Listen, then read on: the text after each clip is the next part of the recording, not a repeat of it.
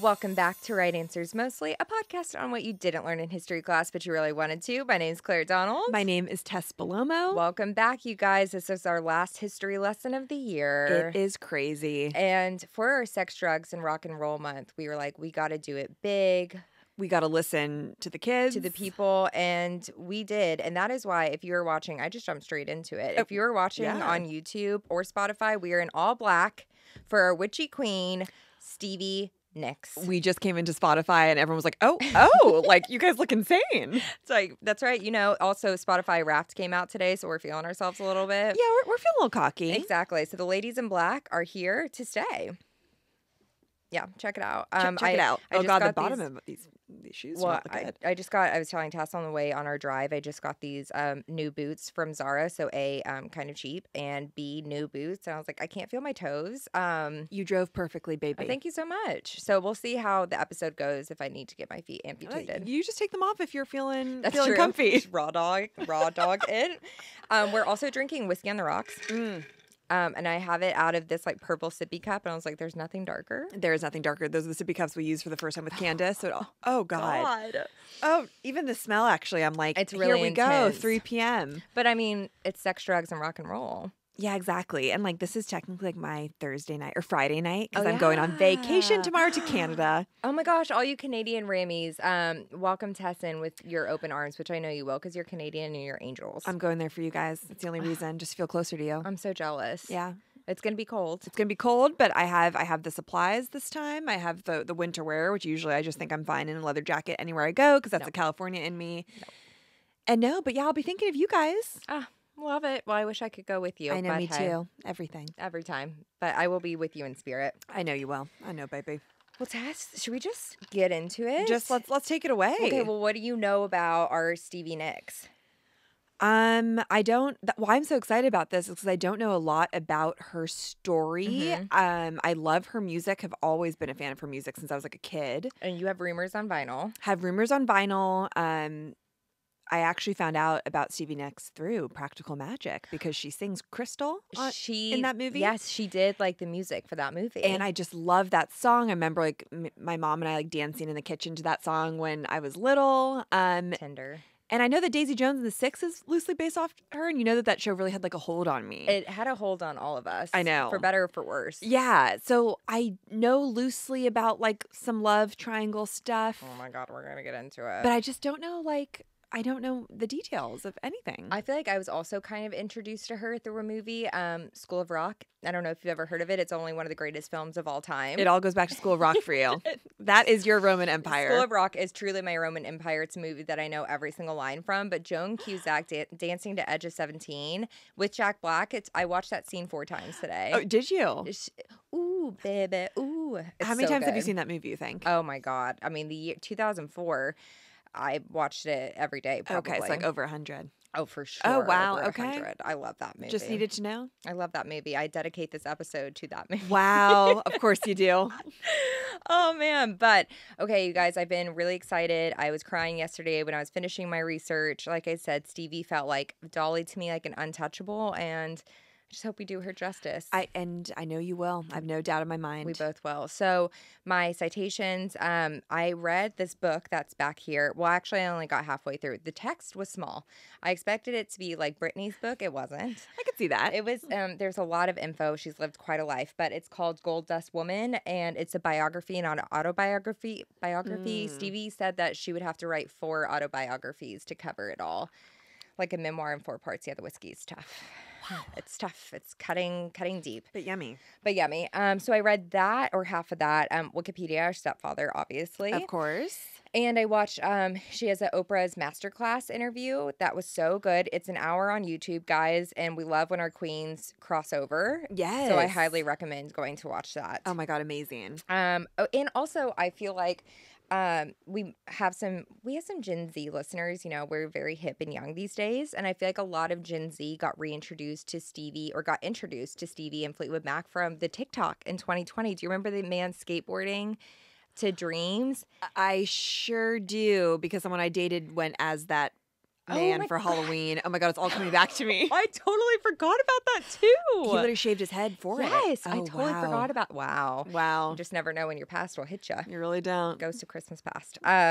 Well, that entered Rumors, the album, into Billboard Top 10 again, and the album received 30.6 million streams on streaming platforms that week. Yeah, which is crazy. And Daisy Jones and the Six. I feel like that's why a lot of people know her queen now. But here we go, Stevie Nicks. God. Okay, so Stephanie Lynn Nicks was born May 26, 1948.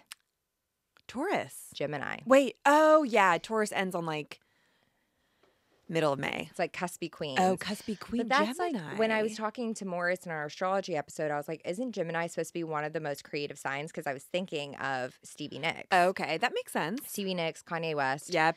You know, For better or for worse. it's the twin side, the sign of twins, two sides. Yeah. She was born in Phoenix, Arizona, and her parents had Stevie very young. Her mom was 20. God, it's so hard to look at my. This is the hardest part about it. You know, it's I show know. business. It's like, where does it go? I understand. It's a tough job. Settle in. Exactly. Her mom was 20 and her dad was like 23. Her mom, Barbara, said that Stevie was very active in the womb, like a real dancer. Just doing like spins and pirouettes. And we see that on stage today. Like, I feel like Florence Welch performs a lot like how Stevie performs. Totally you know? inspired by her. Exactly. Her dad did pretty well in his career. He eventually became the vice president of Greyhound, the bus. Oh. Yeah. So, which also had them constantly moving. Stevie said, I did make friends. I just didn't have time to make too many. Okay. So were they like upper middle class? Yeah, for sure. For sure. Like, I don't think it was that way right away, but it eventually got to that way. Yeah. Like, they were very comfortable. She got the nickname Stevie because as a toddler, she couldn't pronounce Stephanie and it kind of came out as TD. So her mom starts to call her TD Bird, but then TD eventually translates to Stevie. Oh, it's kind of like Dee Dee. It's true. Oh my God. My niece calls me Aunt Dee Dee, which we also don't know how. And I also did get her a Rumors onesie when she was born. Oh my, iconic. She's a queen. Oh yeah. And I also tried to order the Stevie Nicks Barbie for both Ada and our studio. I'll get to that later, but just know that it will be in our studio artwork. We're at trying. One point. We are. Shit's expensive. No kidding.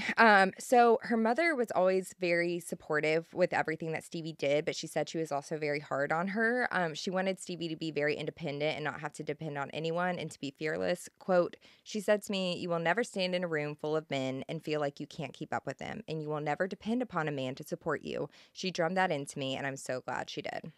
That is very important advice. One that most children don't get. Especially in that time. I know. So we love that. Her grandfather, AJ, was a struggling country singer, and he's actually the one that taught her harmonies.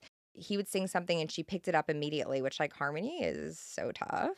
You could not pay me. No. So they start singing saloons together. And then her grandpa, because he was struggling his whole life to become famous, he was like, can I take, Stevie was 4 at the time. He's like, can I take her on tour? And her parents like, absolutely not. Like, let's wait 10 years. Yeah. Or like 20. Yeah. So that dream was shot down for him. And then a month before she turns 16, Stevie starts taking guitar lessons. And her parents buy her a Goya guitar, which is like a tiny classical guitar. Hot.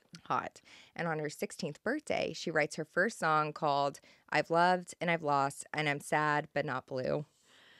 Always when you're that age is when you write the most intense things. Young love, because this guy that she really liked fell in love with her best friend.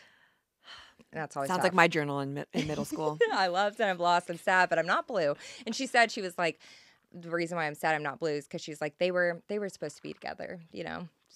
How wise. I know, truly. Maturity. But she said, like, from this, she knew that she wanted to be a songwriter. Like, she was hooked. And from that day forward, she was in her room playing the guitar, and nobody would come in and bother her. Like, her parents immediately knew that she was good at it and respected it.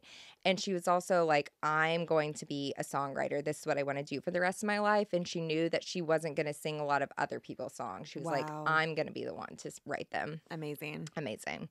So in 1966, during her senior year of high school in Atherton, California, That's by Palo Alto, right? Yes, Atherton is where my dad's parents are from. And Katie's dad, right? One of our friends. Katie's dad's actually from Mountain View. Okay, got but it. Atherton is where I grew up going every Sunday Oh, of my really? childhood. Mm-hmm. Well, okay, so she was living there at the time, her senior year of high school. Okay. And she was at the Young Life meeting, which was like a youth group meeting. But she was like, it was literally just an excuse to get out of the house and away from your parents on a Wednesday night. And that's why all the kids went. Religious? Yes. Oh, okay. But she was like, we didn't care about She's that. like, we were smoking. Yeah, pot. Smoking pot. We got high and we sang. Love. So in walks a tall boy with long, dark hair. And she recognized him from school. He was a junior. She was a senior. Oh. And his name was Lindsey Buckingham.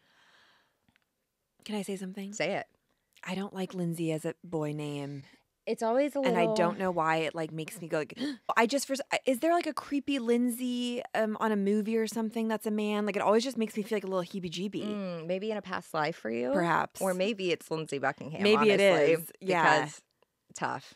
Okay, so maybe that's it. So he sits down at the piano and he starts playing California Dreamin' by the Mamas and the Papas. Are people like stop playing or was like welcomed? People are like, wow, you're amazing. Oh, okay. And Stevie was like, she said, well, I just happened to know every word and could sing harmony, and I thought he was absolutely stunning. So I kind of casually maneuvered my way over to the piano, and she just starts singing harmony with him. And she said everyone was mesmerized.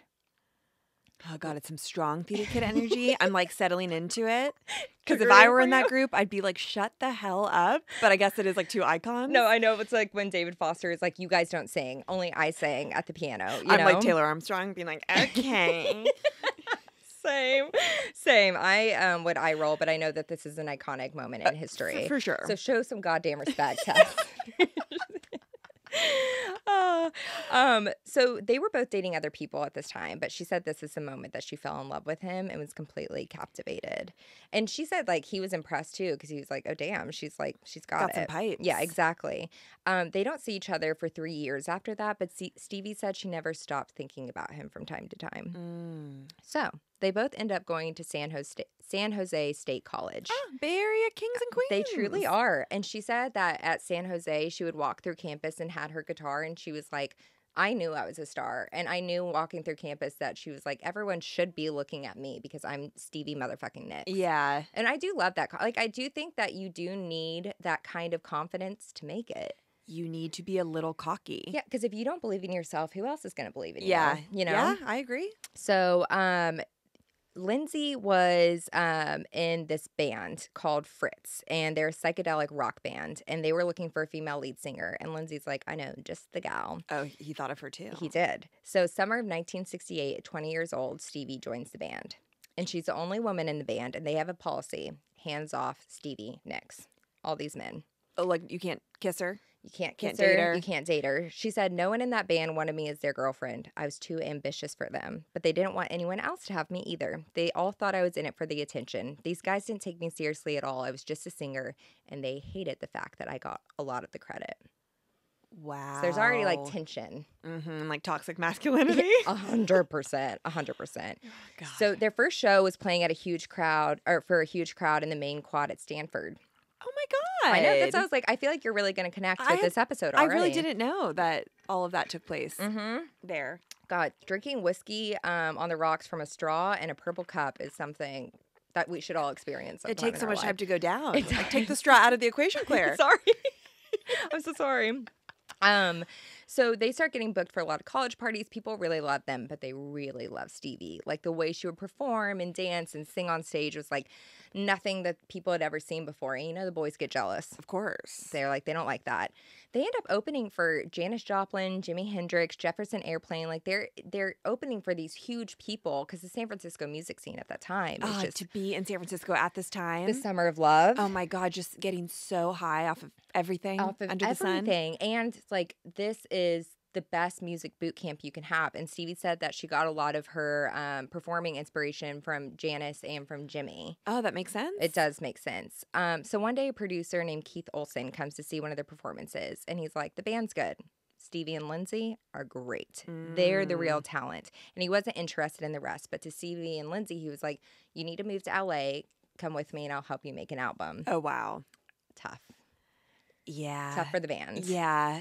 But, builds character. And it's like... So the band didn't go with them at all? No. So, like, Lindsey and Stevie kind of think it over. Stevie, I think, is kind of having a hard time. Like, she feels like it's kind of a betrayal, but she's also like, we have to go to LA. Like, that is, the San Francisco music scene is huge, but, like, the music's getting made in LA, right? And as they're thinking this over, they start getting a lot closer. And they're starting to write more songs together. There's a lot of intimacy, lots of eye contact. Mm-hmm. And so they officially become a couple. Yep.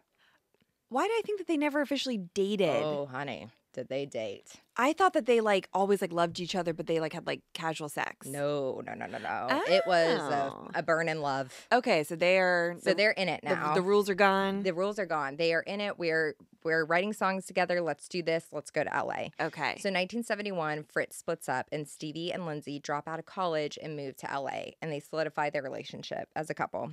As musically a couple and relationship as a couple. And Stevie only had a few credits left in school, and she said because of that, her parents are like, well, we support your dream, but we can't support you financially because we told you need to finish school. Right. So they have absolutely no money coming in.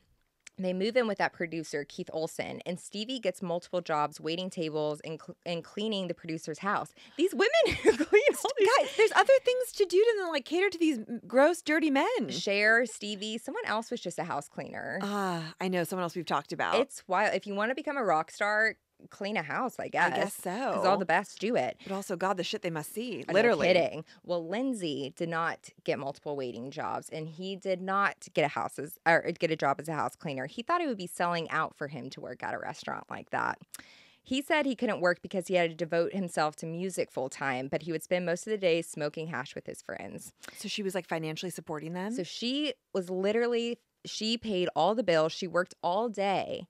And then she would come home and Lindsey would have one of her songs worked out. So she would write a lot of the music, and then Lindsey, it was like she would write a skeleton of a song and Lindsey would fill in all the muscle. But I'm like, why is it selling out for you? How convenient that all your bills are paid because... Well, and she probably had her mom's voice in the back of her head being like, don't even split anything, so she's probably overcompensating too. Well, at one point she said in an interview, she was like, can you imagine Lindsey Buckingham waiting tables? And I'm like, yeah, because that's what you have to do as a struggling artist. Also, I can't imagine you waiting tables. Exactly. Sweetie, don't talk about yourself like that. Exactly. I think Stevie always has this kind of pool between that of independence, but also... And idolizing him. She idolize him? Does she still idolize him? 100%. It's a tough position to be in. It is. So as a house cleaner, this is where Stevie was first introduced to cocaine. Hey, it's one way to clean your house. I mean, probably more fun way to clean your house. It gets the job done much quicker, I'll tell you that much. Scrub. Well, she said that Keith, who the house where she was living in, who she was being paid to be the house cleaner in, he would test to see how much, how thoroughly she was cleaning the house. So under a paperweight, he would leave a line of cocaine. And she said she found it one time, and she was like, so I found it and I did it. And she said that was the first time she did cocaine was in 1973. So she's in her early 20s. Yes. And she's like, at this time, we didn't go out seeking it. It just kind of was around everyone. She's like, if it was hidden in a home that someone was almost testing me. You better believe she's like, I'm doing a line. Well, she's like, I was an amazing house cleaner. So of course I did it. I don't doubt it. Yeah. So, and then she also they didn't know at the time in the 70s that what it was doing to your exactly your mind and your body. They're like, it just makes you feel great. I mean, at this time people were drinking in the morning, no seatbelts, cigarettes all day, every day while you're pregnant. Yeah. The whole thing. What a time. Yeah. So eventually Stevie and Lindsey actually land a record deal with Polydor Records, and they're stoked. Finally, we have a little bit of success. It's working out. They start working on their album titled Buckingham Nicks. And Stevie said before fame and all the creepiness creeped in, there was a really sweet girl and a really sweet boy that sang together and made beautiful music. I just realized her name is kind of masculine and his name's kind of feminine. Yeah. Also, just interesting that it's Buckingham first, which I know is such a, standard way that we do things. But if she's the skeleton. I know. Well, he's an amazing songwriter too. Yeah. I don't know why I feel so angry with him already. We're just getting started. Yeah. I just feel like he's not respecting her. Yeah. Exactly. You're reading that correctly. So they do an album cover. Oh, wait, sorry. But I just want to say this is where Stevie is like really figuring out who she is as an artist. He was the lead instrumentalist and the musical director of the album, but she's credited with half the songs. So it is like quite a partnership between the two of them.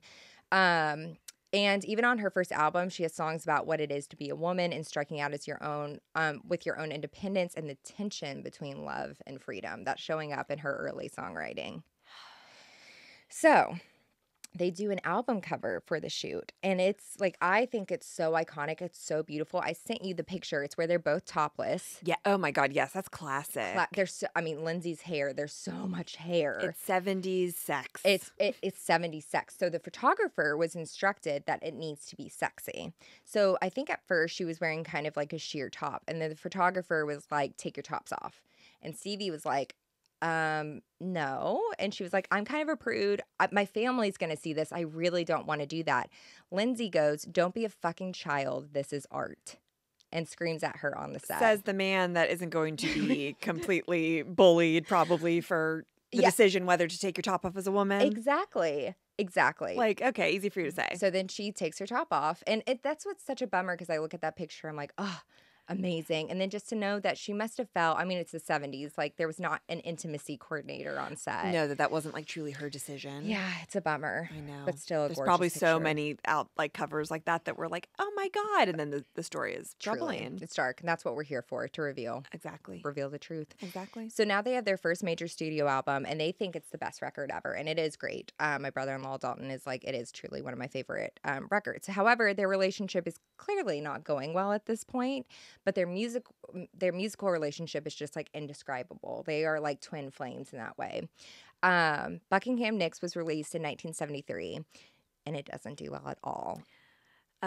That doesn't surprise me. It flops. Yeah. The label exec said that the return of the record stores were enormous. Like, they'd never seen anything like it before. Returning. Oh, that's a whole nother. I'm like, guys, get some goddamn taste. That's a little dramatic. I don't think I've ever returned a CD. I don't know if I've ever returned much, because I'm too lazy to do it. Same. I will just be like, I will eat that. Even with Amazon orders, it's so easy to go to a. You can take it to Whole Foods now. I know, but even that, I'm like, the thought. I can't. Of going back to Whole Foods. I agree. I'm with you. It's why these new boots are going to kill me, but they're not going back. They are not going back. So this is like really hard on Lindsay and Stevie, obviously. They like finally had a taste of the big time, and then it's all ripped away. They like had some money to make the record. That's all gone now. They met famous people, and then they get dropped by the record label altogether. So they're just completely on their own. And they're devastated and exhausted. Stevie has to go back to being a waitress. She said I'd get home at 6 p.m., fix dinner, and then straighten up because they've been smoking dope and working on songs. Then from 9 p.m. to 3 a.m., I joined Lindsay on the music. Then I went to bed, got up, and went to my waitress job. I couldn't do it. Absolutely not. At 5 p.m., when I've been like, we're checking out. We are checking out. But it's amazing, like, the power of a woman, you know? No, that is true. So 1974, Lindsay landed a guitar role with the Everly Brothers on tour. And at this time, Stevie gets invited to go to Aspen to stay at a friend's cabin. So she packed her guitar, her little dog Jenny, in their old Toyota, and she drove to Colorado mountains. Love Aspen. I want to go so bad. Rich bitch. Rich. Would love to go. One day while she's there, she's sitting in the living room of this cabin with her guitar, and she's just like, what am I doing with my life? Should I quit music? She's just thinking about all the rejection. Should I stay with Lindsay? Why is he on tour and I'm here after I've been doing all this work? And she said, I sat looking at the Rocky Mountains, pondering the avalanche of everything that had started to come crashing down on us. And at that moment, my life truly felt like a landslide in many ways. Pondering the avalanche. I mean, what poetry. And this is where she starts to write the song, Landslide. I have chills. I know. Oh. So then Lindsay comes back to Aspen early, and he's all pissed off because the tour was canceled, and he's taking it out on Stevie. And he takes Jenny the dog and the car and leaves her in Aspen. They get in a huge fight, and she was like, fine, take the fucking car. I don't care. She also has strep throat at this time. What she doesn't know is that because she had a bus pass, but she didn't know is that the Greyhound workers were on strike. So she's literally stranded in Aspen while his whiny ass was going back to LA in her car with her dog. Her life really is. A Greyhound is a huge symbol in her. Really I was like, could she not have put in a call to her dad to be like, get them to pick me up? No kidding. Well, she did have to call her parents and ask them, like humbly ask them to buy her a plane ticket back to LA. Right. So she goes back to LA. She's 26 years old. Her grandfather had recently passed, who she was really close with. Her health's not in a great place. Her parents are worried about her, and they're also kind of like, okay, what's the end game here? They're like, you do a lot of cooking? You on coke, girl? And so it's just like, a really hard time. And she continues to write Landslide. And she said that song was really her taking her ego down off the mantle and saying, do I want to leave this man? Do I want to be a solo artist? What do I want to do? And Landslide was her decision to keep going. Wow. I know. And God, and now when you listen to that song, when she's saying, I took my love and I took it down, that's like her taking her ego off the mantle. She's saying, I know. That song. I mean, like, can't even talk about it, and really. then listen to the Chicks version also. Oh, my God. So she goes back to Lindsey and she's like, okay, let's fucking do this, all right? Let's cut the bullshit and let's keep going. And it's also at this time that she reads a book, Triad, I believe, by Mary Leader, which is about a mystical old witch named Rhiannon. And this is where she starts writing Rhiannon. So, I mean, like these iconic songs, just like so early on. They start working on some new songs together. Their producer friend lets them record at Sound City, this studio, for free. And then one day, Stevie is in the studio recording, and she hears someone playing the Buckingham Nicks track Frozen Love, which is one of their songs. She walks into the hallway, and she sees a man, 6'6", with long straight hair under his cowboy hat, and she thought she recognized him and asked one of the guys, who is that? And they say, that's Mick Fleetwood from Fleetwood Mac. So Fleetwood Mac was already a band before Stevie and Lindsey. They were a British band, and they were actually doing pretty well. They're like a blues band in the 60s, and they're all British. I already said that. They're British, okay? And they had recently got into some legal troubles, and they had band members that like kept dropping out. And currently they had founding member Mick Fleetwood on drums, bassist John McVie, and his wife, Christine McVie, who is the keyboardist and the songwriter. They moved to LA in hopes of a fresh start and to find a frontman, lead singer and guitar player.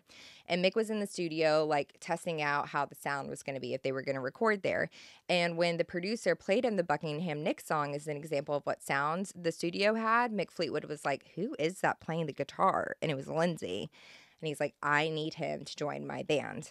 Oh, yes. Okay. So also, Mick had seen Stevie and was like, who's that gorgeous woman? Who's that babe? No, kidding. Men really loved her, didn't they? Yeah. She is 5'1". Really? Isn't that crazy? She's a petite little thing. She could play Polly Pocket. We were talking about that movie on the way over here. Don't even get started. Don't even get started. It should be for Stevie. So on December 31st, 1974, Mick Fleetwood calls Lindsey and he's like, I want you to join the band. And Lindsey and Stevie were having friends over for a smoke and some champagne. I'm like, oh, romantic. I know. It just all sounds so cool. Doesn't it? And Lindsey at first was very hesitant. He's like, they're a blues band. Also, I don't want to join a band. Like, I want to be my own man and make my own direction. I'm sure you do, sweetheart. But like things have to happen sometimes before that. And Stevie was like, are you kidding me? Take right the now? opportunity. Stevie was like, I'm so sick of being a waitress. Get off. No one wants to work these days. Get off your ass and work. Say it. Say it. Say it, Claire. So Queen Kim. So Stevie was like, you have to do this. She was like, also, Lindsey was like, I can't join. Like, I'm a package deal with Stevie. Oh, so that's if I good. go, she goes. Okay, that's good because Yeah. I don't know if I would have trusted that that's what he would have said. Well, I think as much as Lindsey likes to play that he's the smartest in the room, I think he knows he needs her just as much as she needs him. He's like scared without her. 100%. It's like a child being like, come 100%. on, like come with me. I agree. Yeah. So Stevie was like, if we hate it, we can quit. We just need to get some money. So Lindsey tells Mick Fleetwood, he's like, we'll do it. But Mick was like, well, let's just meet together socially to see if this works first, because there was another woman in the band, Christine McVie. And Christine was like, if we don't like each other, if two women in this band don't like each other, this is literally never going to work. Yeah, she's like, we are the core of this whole thing. Truly. So we need to have chemistry. Right. So Mick was like, let's meet socially first. Is that who like Suki Waterhouse is kind of based off of? Yes, And okay. exactly. And like Daisy Jones. they got that right for sure. Yeah. So Stevie scrapes up all the money that she has. She goes to Tower Records and she buys all the Fleetwood Mac albums they have. And she goes home and listens. And she was like, they have this mystical feel. And I love that because I love the mystical. And they also have a woman in the band, so I could have a friend. So I'm excited. So they all go to dinner at this Mexican restaurant, and Mick said that they were all just smiling and like checking each other out, and they just like knew there was magic in the air. And Stevie and Christine instantly clicked. Oh, I love that. Me too. And they must have felt like, thank God that we found each other. That's exactly what it was. It was like, you know what it's like to be in this music industry and to be in rock and roll and be a woman. Like, you know how hard that was. And Christine said that as she was listening to Stevie talk, she just thought, tough little thing. And Stevie said that she sensed that she had found an older sister and one who could like mentor her and show her all the possibilities, because Christine had been in this band who was doing pretty well. Like, she knew what she was doing. Yeah. And also Stevie said that Christine was like Earth Mother. The power of like female friendship. No kidding. When you just know like that instant bond and you just look and you're like, you're going to take care of me and I'm going to take care of you. Exactly. And also Christine's mom had told her before they went to LA, she was like, you guys are going to be fine. And she said her mom's like kind of psychic. And she was like, you'll find what you're looking for in the Orange Grove. And Stevie said, they were like, where do you live? And she's like, I live on Orange Grove.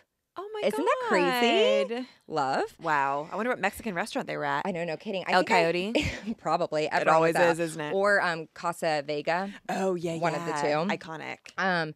So they were in, like they knew it was all going to work. And Love. then when they first joined Fleetwood Mac, Stevie sits Christine down and she says, quote, I know you already know all these famous guys, you know, Stevie Winwood, Eric Clapton, Robert Plant, but I want you to know that you and I, in my opinion, should never, ever take second place to any of these men. We should never be barred from that boys' club because we're just as good as them. We will be a force to be reckoned with for all of these music men that surround us, and they dare not get in our way or cross us because they won't win. Chills? Also just like looking at us in all black. I know, we look so crazy. I can't.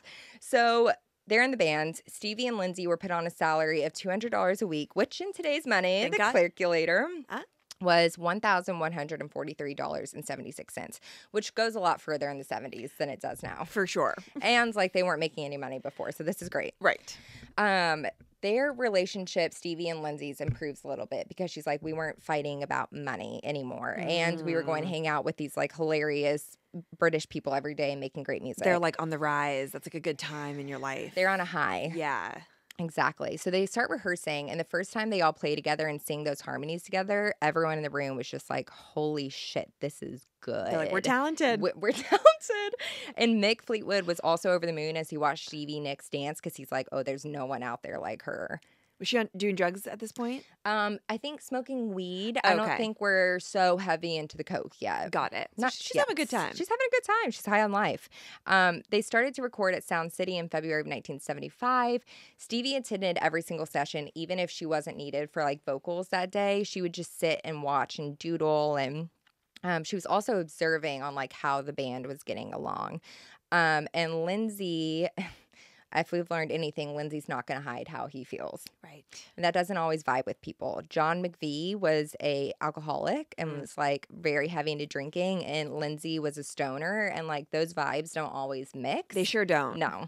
And that's tough when you're in a studio together. And also John McVie is like, who's this guy coming in? Because Lindsey immediately was like, okay, here's what we're going to do. Yeah, you know? He's like taking control. 100%. So Mick Fleetwood like kind of acted as like a mediator between them. And Stevie also noticed that Lindsey behaved better around Christine because she was like, Christine could kill you with a look. And Lindsey like kind of whimpered down to her. We love to see a man like very intimidated by a woman. 100%. It is just like, it's powerful. And if you guys go, it's powerful. If you go and listen to Christine McVie, her voice is like she is a powerful woman. Oh, really? And she was like, I feel like always just smoking a cigarette with sunglasses on, you know? So she wasn't going to take his shit. Yep. And she said that Christine could like buffer Lindsey. But it was the opposite, obviously, for Lindsey and Stevie. And Mick notices that right away. He was like, saying that it wasn't like Lindsey was brainwashing Stevie, but she would defer to him for everything. And he would like kind of ignore her suggestions or speak to her more sharply than anyone else would speak to her. And he was also like super protective over her though too. So everyone's kind of trying to figure out the dynamics. Yeah. Their production schedule demanded dependable deliveries of fresh marijuana, vintage wine, and premium English ale. And I said, that's also Ram's Rider. I was literally just going to say that. I was like, so us. Us for our live shows. But we'd add in a Diet Coke. Of course. And some bagels. Of course. That sounds peanut butter pretzels. Oh, yes. And then we're set. We're good to go. That's all we need. So they put their first album together, and it's titled Fleetwood Mac. And we've got Rhiannon on this album. We've got Landslide. And as soon as the first pressing of the album came out, Stevie said she took it home to her apartment. She laid on the couch, closed all the doors, put all the shades down, and lit a candle and listened to it by herself. And she was like, we enhanced Fleetwood Mac. Wow. Can you imagine hearing that for the first time? No, I can't. I can't either. And it's a huge success. And she started, the band as Lindsey's girlfriend. And then Rhiannon is their biggest song from that album. She wrote that. She performed that. So she's carving out her space for it. And then she also at this time is starting to develop her personal style. Her friend put her in touch with this woman, Margie. I don't know. Margie? Margi? Could be anything, really. We'll see. So we'll say Margie. Yeah. To help her put together a tour wardrobe in 1975. And Stevie drew a stick girl wearing a riding jacket nipped at the waist, and then a filmy handkerchief skirt that was kind of like ragged at the bottom. And she wanted beautiful handmade suede platform boots that are high because, again, she's 5'1", and she wanted a top hat, which she found when she was vintage shopping with Christine. So cool. I know. I'm not a huge fan of a top hat, I have to say. But she wears it so well. She does. She does. And she says that everything that she wears on stage now is an iteration of that little stick girl. Wow. She said, I'll be very sexy under 18 pounds of chiffon and lace and velvet, and nobody will know who I really am. Wow. It's like a armor. It is. I think it definitely is. And, with the all black, she was like, people tried to like make assumptions about why I did that because I'm a witch or something like that. She was like, black is just so slimming. She's like, let's not try to overanalyze it. Every woman loves black. It's as simple as that. It never goes out of style. It is true. And then she cuts her hair in her signature shag. Yep. She said, in the year of 1975, when I started the year as a waitress and ended it with Lindsey Buckingham and I as millionaires. Oh, damn. Yeah. So that happened quickly for them. Quick. I mean, money. It takes off. Wow. So that's just from like tour and album sales. Yes, that's the way Isn't that crazy to think about that? Because like now it's like sponsorship and brands and tour. It's not a good time to be a musician right now. No, God, yeah, because you can make a lot of money on tour. That's like the tour and merch is like the way that you make money now as a musician. You're not making it on streaming. I'll tell you that much. That's true. Don't strike us down, Spotify. Yeah, sorry, Spotify, but we're just calling it out how it is. Truly. Did they have merch back in the 70s? I don't know. Oh, yes, because remember Elvis had merch. Oh, yeah. That was like the big thing. So they did. So the tour does take a toll on everyone. Stevie starts experiencing stage fright, actually. And then they said that they had to stop showing her even good reviews because the bad reviews she would take so hard. Oh, damn. And it would like paralyze her. Well, we understand that. Don't we? When you guys leave us a mean review? Yeah. Just know that we take it on. We take it on. We're just humans after all. Stars. They're just like us. So relatable. The McVies, John and Christine, who are married, their marriage is in turmoil, and it hits a tipping point when John was abusive to Christine after the show. So they start staying in separate rooms from there on out on the tour. God, but then you have to continue a tour with someone after they just physically assaulted you? This is like the tip of the iceberg with that. Oh, yeah. So Stevie begins to come out of her shell and out of Lindsey's shadow, and he begins to lose control of her. So this is all happening at the end of this tour, which brings us to the time to make their second album. Rumors.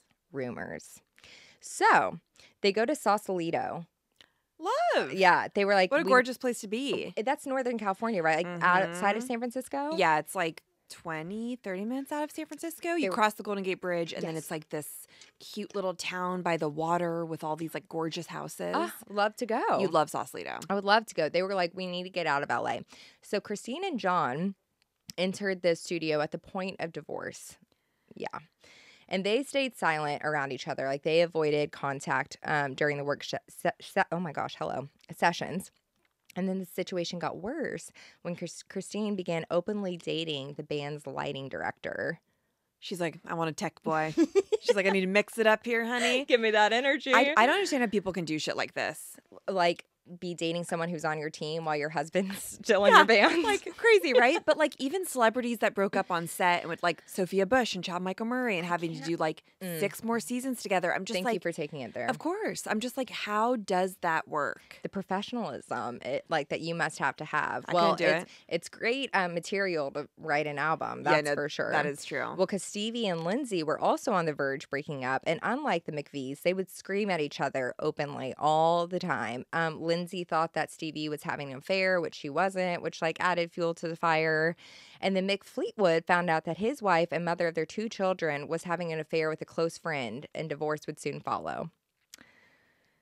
So that's where all these people are at the moment. I mean, getting that level of fame that quickly is not going to do well for your relationship. Can you imagine? Like, oh my God. I can't. And so Mick said he was the only one spared from not having to work 24 hours with your partner, but he was in the middle of these 4 people who were going through emotional hell.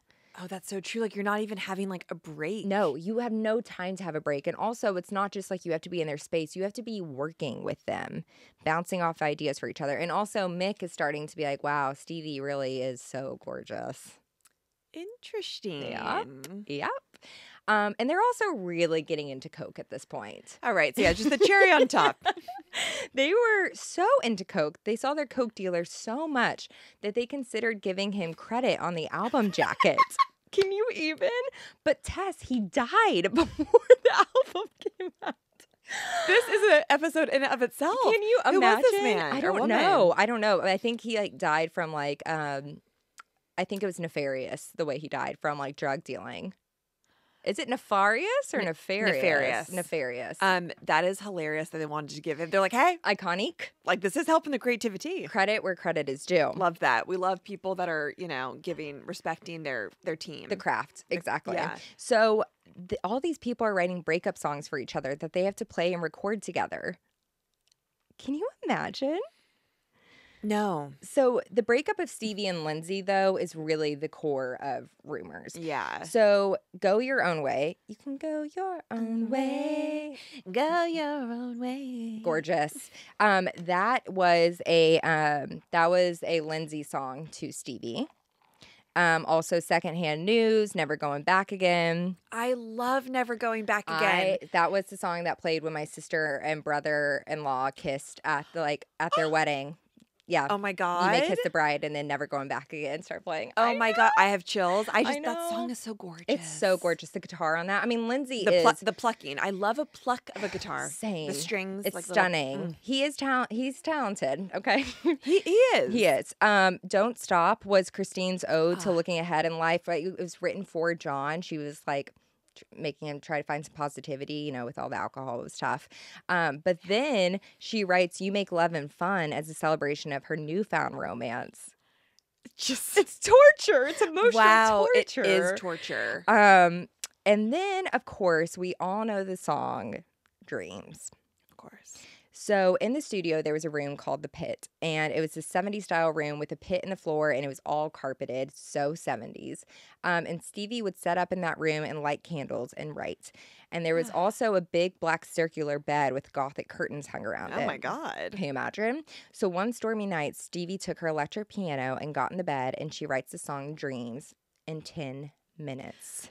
I wish I could fucking write music and sing. I wish I could write a nice letter to someone. Can you imagine just like being with a guitar or piano and just coming up with something? Like, I wish it was a part of like my chemistry. Same. And I was listening to an interview today, and she said the way she writes her songs is that she writes poems first and then writes melodies that match that after. And I feel like that's almost harder. Oh my god! Because you have to like fill it all in. It's crazy. It's crazy. It's a level of genius. It is. So she comes back into the studio and she's like, "You're gonna want to hear the song I just wrote." And they were all literally like, "I'm busy," and she was like, "Yeah, I bet you are. Shut the fuck up and listen to me sing." Yeah. And then they recorded it the next day, and they were like, "This song is timeless." And it is. It's so timeless. It's no notes. No notes. You guys, if you have ever gone through a breakup, if you're going through a breakup, just go listen to that song right now. Literally. And just lean into it. But Stevie writes her favorite song, and this is, I think, my favorite song,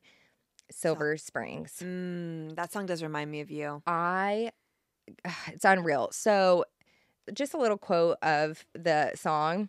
"Time casts a spell on you. You won't forget me. I know I could have loved you, but you won't let me. I will follow you down till the sound of my voice will haunt you. You will never get away from the sound of the woman that loves you." Can you even? The way I scream that song, unreal. So Stevie is like, there's no way that this song can fail. It's the best. Yes. The only problem is that Lindsey hated it. Because it's about him. Yes. Yeah. Like it. Okay, drop the ego and like That song is a curse on him. Wow. Like it's literally it truly physically haunts him. It is literally a curse on him. Wow. Is this the album that Songbird is on? Yes. Yep. I know. I love That's Songbird. a Christine McVie song. Oh, really? Mhm. God, I love that song too. I know, it's gorgeous. So Lindsey So Lindsey's like, so again, remember how like he adds the music to it? Like she writes the lyrics a lot and he kind of helps add like the actual music to it. He was like refusing to help her. He's like, "I'm not going to help you put the music on that song." Also, Silver Springs, the original demo of it was almost 10 minutes long and she didn't want to cut it. And I was like, it's literally All Too Well 10-minute version. Oh my God. I would love to hear the 10-minute version. Same. I actually think that like Silver Springs is it's the Stevie All Too Well. 100%. 100%. Wow. So they put it on the album. They play the full album for the label. And the label is like, this album is great, but it's way too long. We got to cut something. Something's got to go. So for the production team, their obvious choice was Silver Springs. They're like, it's so long, and Lindsey doesn't like it. So they dropped the song. They dropped the song. And then to replace the song, they record I Don't Want to Know, which I love that song too. That is a good song. And it's a Stevie song, but they record it without telling her. They start recording the process and they drop it without telling her. And it was sung by Lindsey. The label signed off on it and finally sent off the Rumors tape to be mastered and pressed. This all happened without her knowing. Can you imagine? This is all just such a lesson in like don't listen to the outside voices of like when you know something is That's right. Your creative gut is so powerful. Don't listen to the man. Don't listen to them being like this isn't going to sell. Like you always know. You always know. Stick it to the maniosis. Exactly. So Mick Fleetwood was like, I'll be the one to tell Stevie that her favorite song was dropped. So Stevie arrived at the studio with her girlfriends. She always traveled, like, you know, in that Great American Dynasty bitch pack, she always had a bitch pack. Love that. I mean, that is us. That is us. Like always rolling deep with her girlfriends. Truly. And he takes her to the parking lot and he explains that it was a done deal. Silver Springs is gone. And we started recording one of your songs without you. So she immediately leaves. She's furious. She tells her friends that she will never forgive Fleetwood Mac for the disrespect. She blames Lindsey for making the song too long. I would like, as well. He kept like adding to it because he knew that it would have to get dropped. The worst part was she had given the song's publishing rights to her mom as a present. Her mom would never take a penny from her, so she was like, the only way I can give back to my mom is if I give her the rights to a song. So she gave her mom the rights, publishing, royalties, everything, and it was also her mom's favorite song. And now it's dropped, and she's like, so my mom's never going to see a penny from that. I don't know what I would do. I would, Regina George when she comes in and like throws the lamppost and stuff, but like the lamp and all that. She starts screaming and throwing things. That would be me. It's just so unfair. God, nothing pisses me off more than like not having recognition too for something. So, you know, like when you were little and someone would like, you'd be playing make believe and someone would take credit for it. And you're just standing out the side like, And like the pit you would have in your stomach and being like, I came up with that idea. That was my storyline. 100% evil. It does pay off in the end. Her mom does get a lot of money from the song in the end, but she doesn't know that yet. So, at the end of Rumors, oh wait, no, actually during this album, okay, here we go. So, yes, Lindsey and Stevie break up officially on the last day of making Rumors. She was like, I'll take a plane back, you take the car, and we're just not going to speak to each other. Good. She's 28 years old. Goodbye. 28 years old. Oh my God. At this point, I'm like, this woman's like 85. She's lived such a long life. No kidding. Lindsey always blames Fleetwood Mac for their breakup, that if they never joined, they would have gotten married. But Stevie said, destiny didn't take us that way. I blame you for the breakup, sir. Yeah. That is who I blame. That's such a good point. Stevie and Mick do the album cover for Rumors. And it's that iconic one where she's wearing the black ballet flats. Yes. He has the balls hanging down from his balls.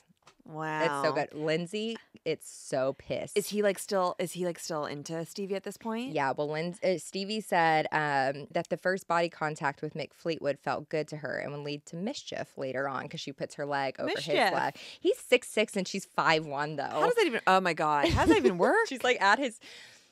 Oh. Well, we'll leave that up to interpretation, the pause, the imagination. It's right. So Lindsey's pissed that he's like, we should all be on the album cover. Right, sure. Yeah. Comet is my boyfriend and Comet is a cat.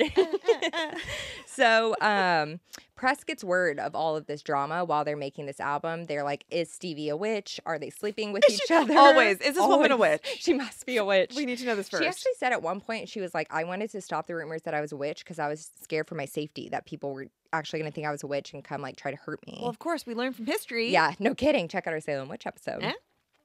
So this is why they decide to name the album Rumors, because this is also a time of tabloids, so it's like all kicking up, which I love that that's why it's called Rumors. Just like when Lindsay Lohan did her single Rumors. I'm tired of rumors starting. I'm sick of being followed.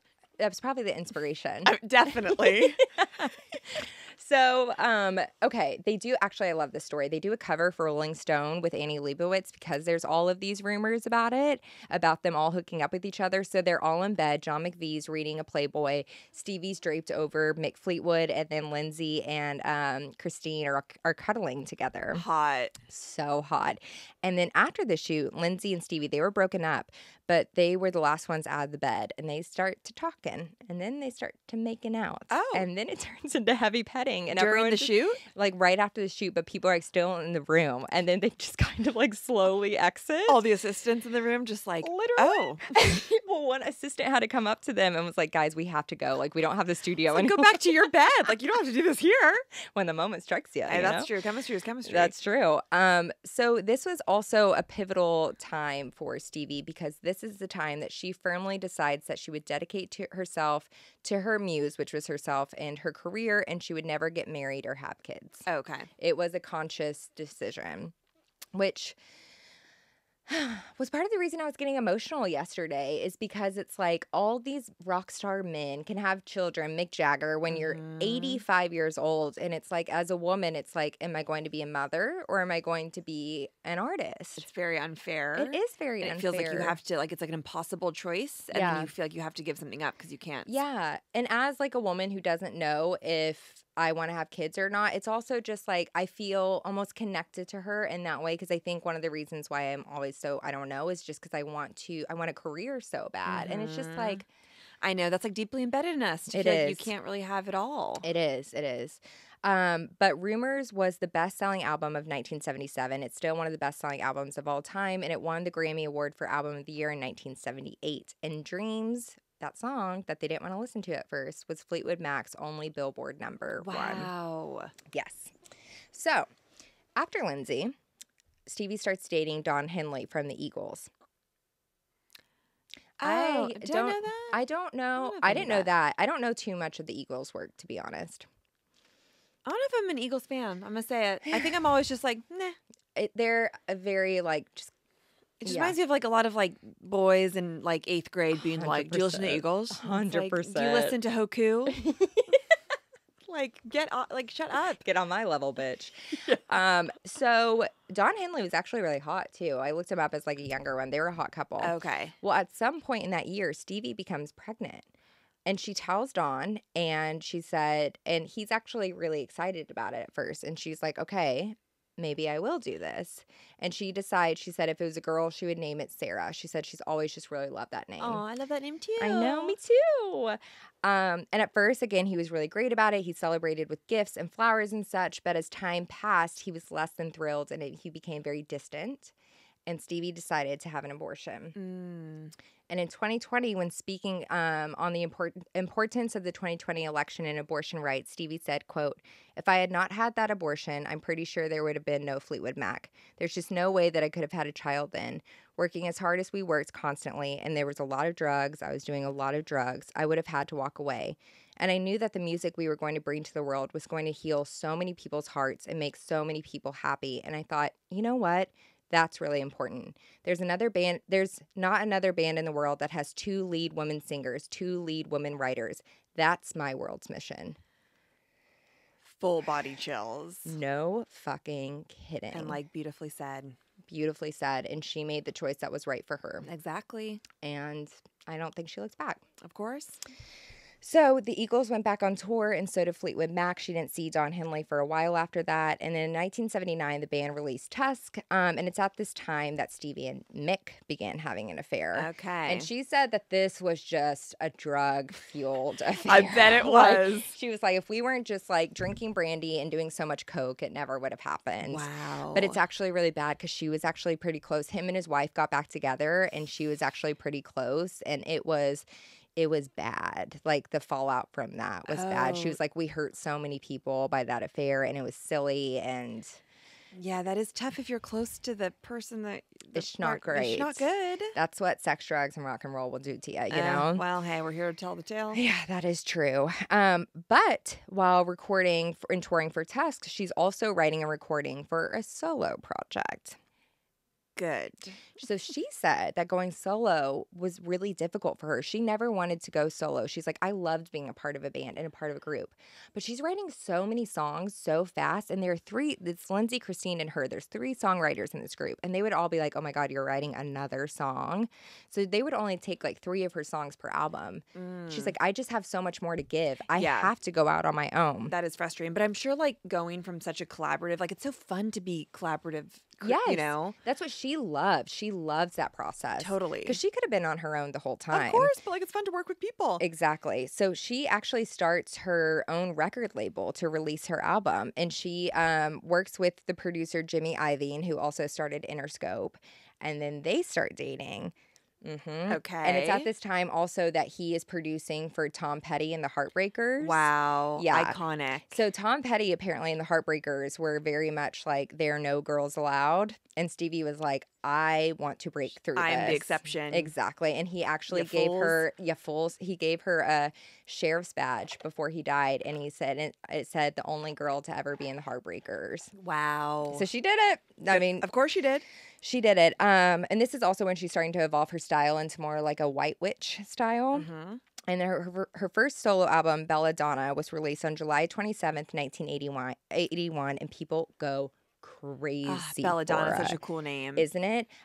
Rolling Stone deemed her the reigning queen of rock and roll. And this is where we get Edge of 17. It's just so good. She's flourishing. She gives the album to, she's still in Fleetwood Mac, by the way. She gives the album to everyone in Fleetwood Mac and they don't listen to it. Literally get over yourself. During the Tusk tour, Lindsey is so freaking jealous. He starts mimicking her moves and making fun of her Rhiannon dance moves. And Stevie gives him the look. And we all know the look, ladies. We all know that look. Of course we do. Lindsey throws his guitar at her, but she ducks. Christine sees all of this from her vantage point. So when they walk off stage, Stevie is like chasing him down, but Christine beats her to him, and she throws his wine on him. And she was like, "What the fuck were you doing? Be professional! How disrespectful!" And just like lays it into him. And she was like, "You better never pull that shit again." And isn't it sad that like she probably was like, that's just what men do. Yes. They get aggressive. They throw things. She was like, "Oh, that's Lindsey, like being Lindsey." I'm glad she had Christine to be like, "Fuck no, that is not okay. We don't do that shit." No. He was so threatened by her success.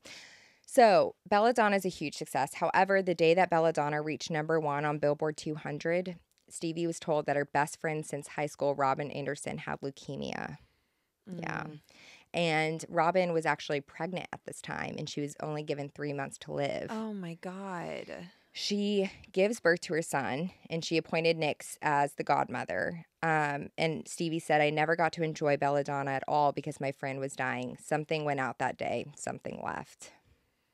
It's not fair. It's not fair. And it's so Robin dies, and it's at this point that Stevie and Kim, Robin's widower, decide to get married.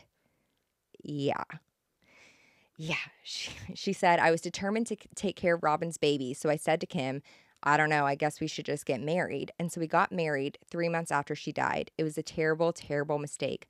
We didn't get married because we were in love. We got married because we were grieving, and it was the only way that we could feel like we were doing anything. Did Robin know that they were going to do that? No. Or it was like... They both were just like, I guess this is just what we should do. That feels...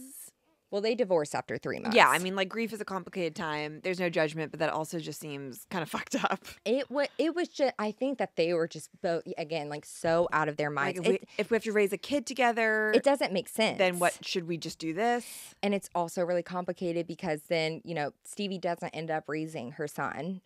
She does reconnect with him. She was his godmother, but like his father was still alive. So it's not like she was legally in charge of the child, but she reconnected with him as a teenager, and she ends up putting him through college.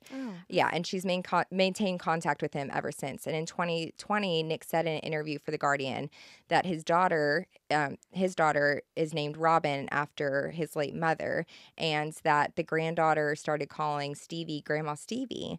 And then Stevie said, and on that day I wrote in my journal, and it said, I promise you, Robin, that I will be Grandma Stevie until death do us part. Life has these weird turnarounds, I say to my friend Robin, who died so long ago, look through my eyes at your granddaughter. She was yours, and now she is mine.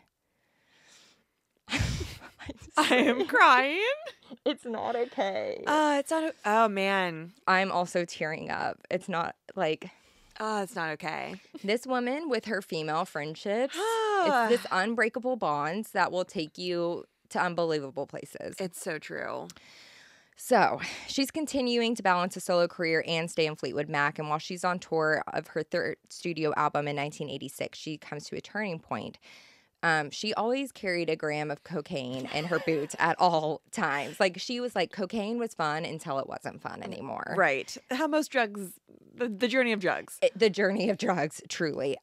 So she said it was the first thing she thought of when she woke up, and it was the last thing she thought of when she went to bed. Damn. And the January before the tour began, she went to a plastic surgeon, just like, see what I can get done. Yeah, the 80s booming. That's right. So he looks up her nose, and he told her that she had developed a dime-sized hole in her nasal cartilage, and if she does coke again, it could cause a brain hemorrhage, and she could die. Can you believe She's trying to get a nose job? Yeah, I mean, it must. Or he was just like doing like all the normal checkups, but maybe a nose job. A dime. Size hole in her nose. Yeah. Oh my God. So Stevie checked herself in the Betty Ford clinic. Hey, we need to do Betty Ford. I would love nothing more to do Betty Ford. Do it. And that's what You've Stevie said. This before. said.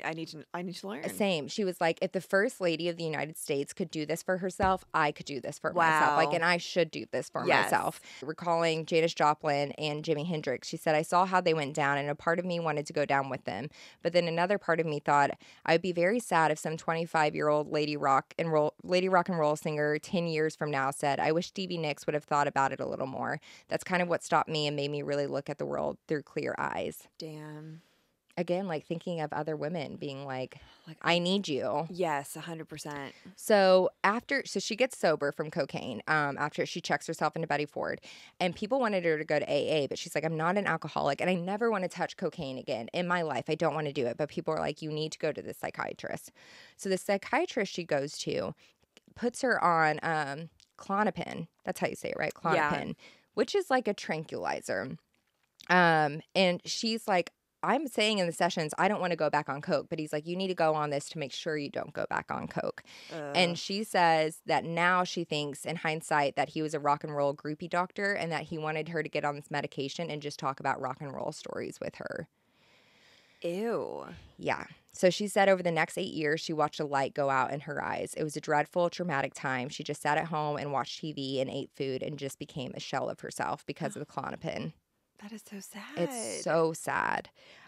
It's at this time that Lindsey quit Fleetwood Mac, and according to bassist John McVie, a physically ugly confrontation between Stevie and Lindsey ensued when Nicks angrily challenged Buckingham's decision to leave the band. So shit got dicey. And then in 1990, Stevie actually left the group because she had an argument with Mick because she wanted to release Silver Springs on her own album, and he wouldn't let her because he's like, we're going to release it on like a box set for Fleetwood Mac. Oh, yeah, I bet now you want to take advantage of that. Now you want to release it. So they actually do that. But she said she just totally stopped creating at this time. It was a totally non-time. I just existed. It took away all my wonderful drama, my compassion, my empathy, all those things that drove me to my piano. I say to myself now, how did you survive 8 years without your wonderful drama? Wow. I mean, she's like a chaos junkie. That's true. That's true. I say wonderful drama because that's why I love Bravo. Oh, I mean, 100%. Yeah. But like, I'm sure she's feeling like, who am I without all of that? I can't imagine that. The emptiness. She just said it was just it's a tranquilizer, and she just felt numb to everything. And she vows she gained a lot of weight at this time, and she started getting so ridiculed for that, and people made fun of her. So she was like, I will never walk on stage again. I'll never perform again. I'll never show my face. Because she's not doing cocaine 24/7. Exactly. And the Klonopin just made her like not. Yeah, Jesus. Yeah. So finally, she's like, I'm done with this drug, because she had her friend take the Klonopin, the same amount that she did one day, and she said he like literally passed out on the floor and almost died. And they went into his psychiatrist's office the next day, and they were like, he took this, and like, this is what happened. I taking this? And then the psychiatrist went, are you trying to kill him? And they went, are you trying to kill her?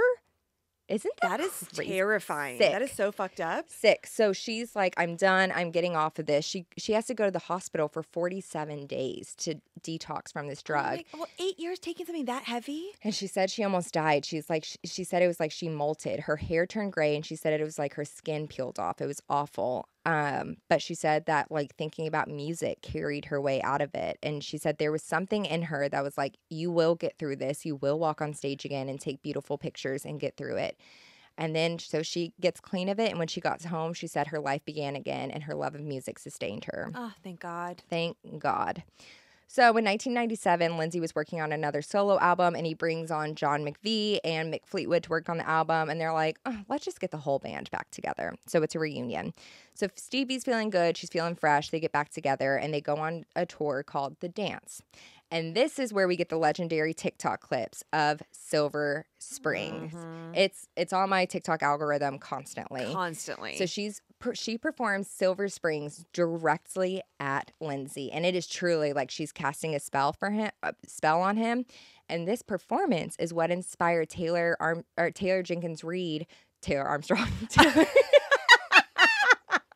I'm always thinking about promo. This performance inspired Taylor Jenkins Reid to write Daisy Jones and the Six. Wow. I mean, you could cut the tension with a knife. It's crazy. It's gorgeous. I love it so much. So Fleetwood Mac was inducted into the Rock and Roll Hall of Fame in 1998. And then in 2019, Stevie was inducted for her solo work, making her the first woman to be inducted twice. Really? Mm-hmm. And this is where Harry Styles, she loves Harry Styles. I love her love for him. Same. And his love for her. Same. She said that Harry Styles is her and Mick Fleetwood's love child. It's like perfect. Can you imagine? What a compliment. I mean, it's so true, though. And they say it's so true. And they sang together on that. Fleetwood Mac goes through their journey of being back together. Christine drops out. Christine comes back in 2018. And then in 2018, Lindsey was fired from Fleetwood Mac for creative differences with Stevie and Mick. And when Lindsey spoke out about this in his thoughts on Stevie, he said, I think others in the band just felt they weren't empowered enough individually for whatever their own reasons to stand up for what was right. And so it became a little bit like Trump and the Republicans. He compared Stevie Nicks to Donald Trump. Excuse me? There is no worse thing. What the fuck is his problem? He's jealous. Oof, you're so angry. Ooh, you're so angry. So Stevie said she'll never work with him again. Good. Yeah. Okay. Yes. And I understand that. There has to come a time. But it's also so crazy when she still talks about him. She's he still has a like, hold on her. Like almost like she like feels bad to like say anything mean, you know, and you're still like in love with someone and you're like, but like he like is such a good artist. True. She's still like, and I love Lindsey, and we had a great love. It's wild. It's complicated. It is complicated. Yeah. So on November 30th, 2022, Christine McVie died at the age of 79. Oh, that's right. I forgot. She died of a stroke, and she'd been struggling with cancer. This is what really got me yesterday. At a concert in Atlanta earlier this year, Stevie said, "Thank you to Taylor Swift for doing a favor for me, and that is writing a song called You're on Your Own, Kid. That is the sadness of how I feel. As long as Chris was even on the other side of the world, we didn't have to talk on the phone. We weren't really phone buddies, you know, but we go back to Fleetwood Mac and we walk in and it'd just be like, 'Little sister, how are you?' It was never a minute had passed, never an argument in our entire 47 years, never. So when it was the two of us were on our own kids. We always were. And now I'm having to learn how to be on my own kid by myself." I can't. If you guys go listen to that song now and you know Stevie's whole story, and again, it's just like the power of female friendship and the power of womanhood and the bullshit these two women must have had to deal with in rock and roll. I know. And they had like a silent friendship where like you don't have to talk all the time, and even when you're together you don't have to talk. Like it's just very, very sweet. On her social media post when Christine died, Stevie wrote she wrote noting that she had hoped to sing Haim's song Hallelujah to Christine but didn't get the opportunity to do so. Oh my God. And again, I like love her love for these modern artists. We were talking about this in the car. Like, there's something so beautiful about women of different generations that are able to support each other without that insecurity and attacking. Like, we are all like women trying to figure it out and being a guiding light for the next generation and doing your best to make it easier for them. Because that's what it's all about too, you know? Yep.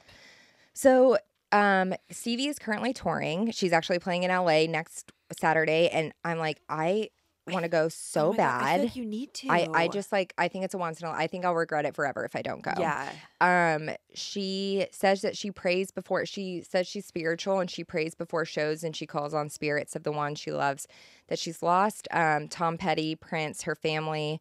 She says, "Prince, walk with me. Tom, rock with me. And the rest stay close to me."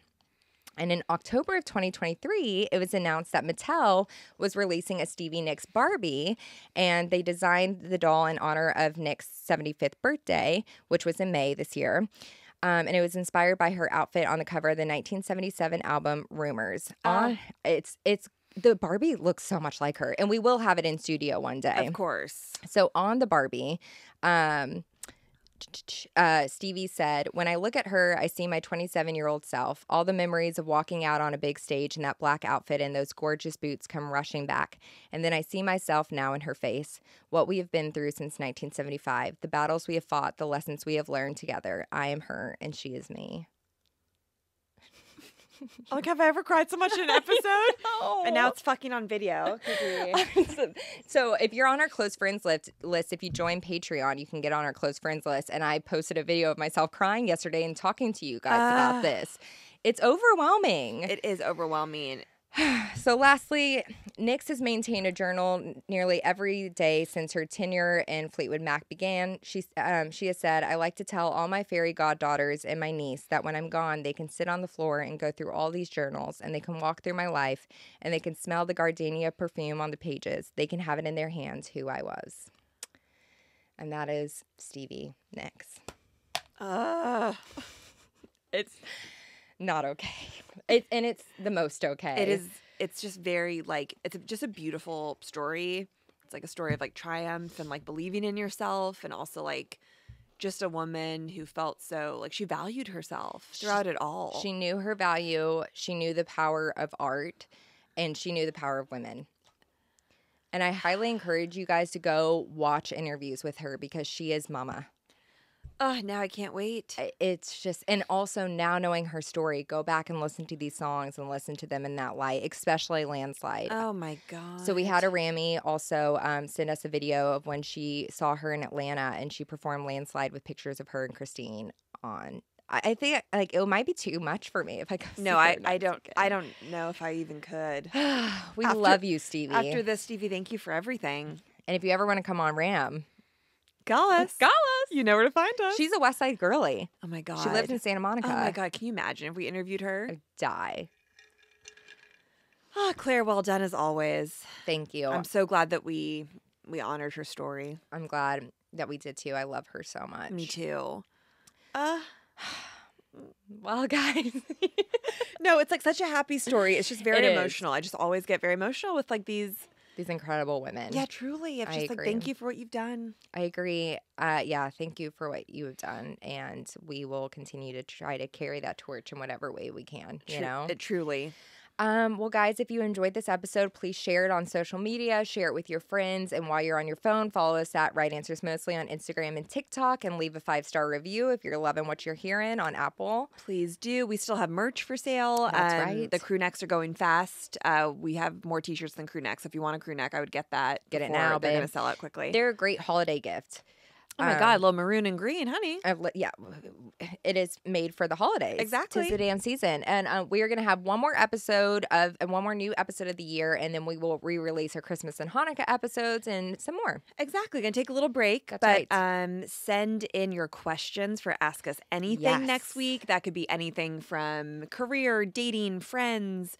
Or questions about us. Or just ask us, be like, what's your favorite color? Literally. Yeah. We have never not answered a question. That is true. So have fun with it. That is true. And we love you guys, and we hope you have a great day, and go listen to Stevie Nicks and Fleetwood Mac today. Love you, Rammies. Love you. Bye.